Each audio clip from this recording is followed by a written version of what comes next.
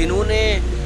Corruption کی ہے، جو خود کرپشن میں بری طرح ملوث ہیں، وہ خود قانون سازی کرنے میں مصروف ہیں، اور ان کا جو وکیل ہے وہ قانون بنانے والا ہے، لاء منسٹر۔ نیب کی جتنی عدالتیں ہیں پاکستان میں اس وقت وہ فارغ بیٹھی ہوئی ہیں، کیونکہ تمام مقدمات ان سے واپس چلے گئے ہیں، اور یہ نہیں ہوا کہ وہ کسی اور فورم پہ چلیں گے، وہ سرے سے ختم ہو گئے ہیں۔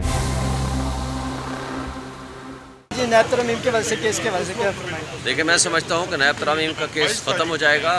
ٹیوزڈے کو، اور فیصلہ آئے گا۔ اور جو سب سے اصل بات یہ ہے کہ بھائی جنہوں نے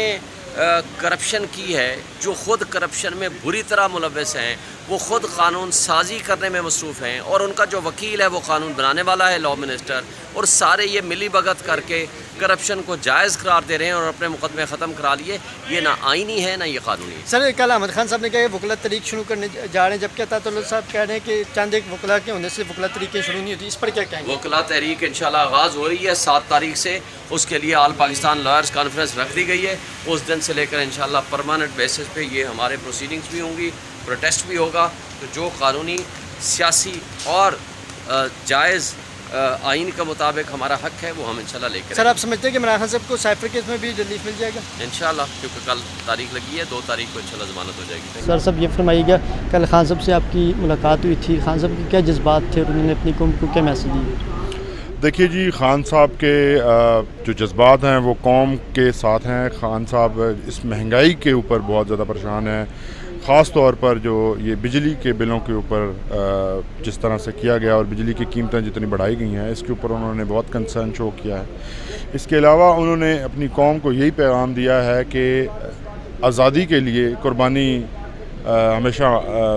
ریکوائرڈ ہوتی ہے، اور اگر آپ قربانی دینے کے لیے تیار ہیں تو تبھی آپ کو آزادی ملے گی۔ اور آزادی دینے کے لیے عمران خان نے کہا کہ میں بطور عمران خان، اگر میں اپنے آپ کو اس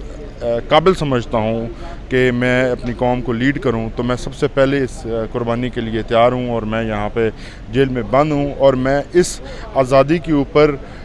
جو میرا سٹانس ہے میں کبھی کمپرومائز نہیں کروں گا۔ سر، عمران خان صاحب کی پٹیشن پر سپریم کورٹ میں نیب ترمیم کی وجہ سے جو ہے آج سماعت تھی اور منگل تک ملتوی بھی ہوگی ہے، کیسا دیکھتے ہیں کہ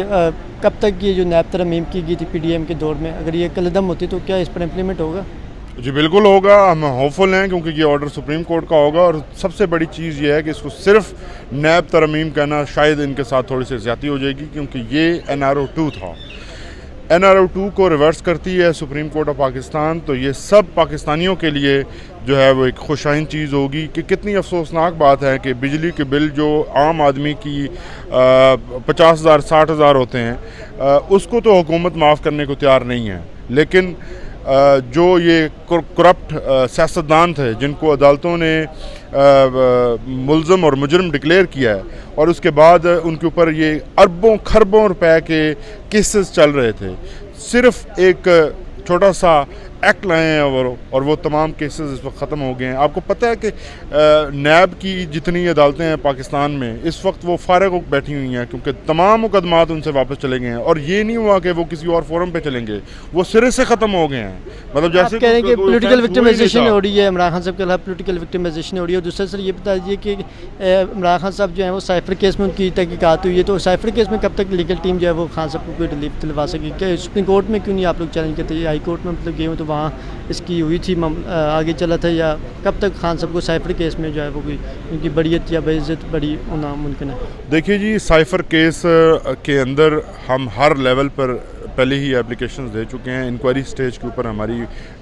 جو ریٹ پٹیشن ہے وہ پہلے لاہور ہائی کورٹ میں تھی، جیسے معلوم ہے کہ آپ کو جس طرح سے اس کا سٹے ختم کروایا گیا، ہمیں نوٹس دیے بغیر صرف ختم کروایا گیا۔ اس کے بعد اسلام آباد ہائی کورٹ میں ہم نے چیلنج کیا، اور وہاں پہ بھی ہماری پٹیشن پینڈنگ تھی، اور نو کرسو ایکشن کی وہاں پہ جو ڈائریکشن تھی اسلام آباد ہائی کورٹ کی طرف سے تھیں۔ اچھا، اس کے علاوہ ہم نے جو سپریم کورٹ آف پاکستان ہے توشہ خانہ کیس کے اندر ہم نے سبسیکوینٹلی ان کے اریسٹ کے بعد جتنی ایلیگل چیزیں ہوئی ہیں اس کے اوپر ایک ریلیف کے لیے ہم نے اپلیکیشن یہاں پہ جمع کروائی ہوئی ہے، جس کا ہمیں امید ہے کہ وہ جلدی فکس ہوگی سماعت کے لیے۔ اس کے علاوہ जो ट्रायल कोर्ट है वहाँ हमने इस साइफर केस के अंदर इमरान खान साहब की ज़मानत फ़ाइल की हुई है, जिस पर कल हमें समाअत की पूरी जो है वो फाइनल आर्गूमेंट्स की उम्मीद है। कोशिश हमारी तरफ से यही होगी कि हम इसको फाइनली आर्ग्यू करें और कल उसके ऊपर कोई ना कोई फैसला लास्ट ये बताइए कि खान साहब जेल में कैसा फील कर रहे हैं और किन मुश्किलात का उन्हें सामना है वहाँ? देखिए, मुश्किलात ये जो छोटी छोटी मुश्किलात हैं वो इमरान खान की ज़ात से और उसके नज़रिए से बड़ी नहीं है। इमरान खान ने हमेशा यही कहा है कि कुर्बानी देनी पड़ती है। जब आप किसी कॉज के लिए खड़े होते हैं तो आपको लीडिंग फ्रॉम द फ्रंट करते हुए लीड और आपको कुर्बानी जो है वो देनी पड़ती है। इमरान खान किसी कुर्बानी से पीछे नहीं हट रहे और वो मुकम्मल तौर पर वहाँ पर सेटिस्फेक्शन के साथ इसलिए बैठे हुए हैं क्योंकि वो समझते हैं कि ये जो अदालतें हैं, इन अदालतों ने मुझे अंदर भेजा और ये अदालतें ही मुझे बाहर लेके आएंगी, मैं किसी डील के ज़रिए नहीं निकलूँगा। और सबसे बड़ी बात ये है कि अपने स्टांस पर खड़े रहते हुए वो आज़ादी की जो हकीकी आज़ादी का उनका जो नज़रिया और उनकी जो जंग है उसको जारी रखना चाहते हैं।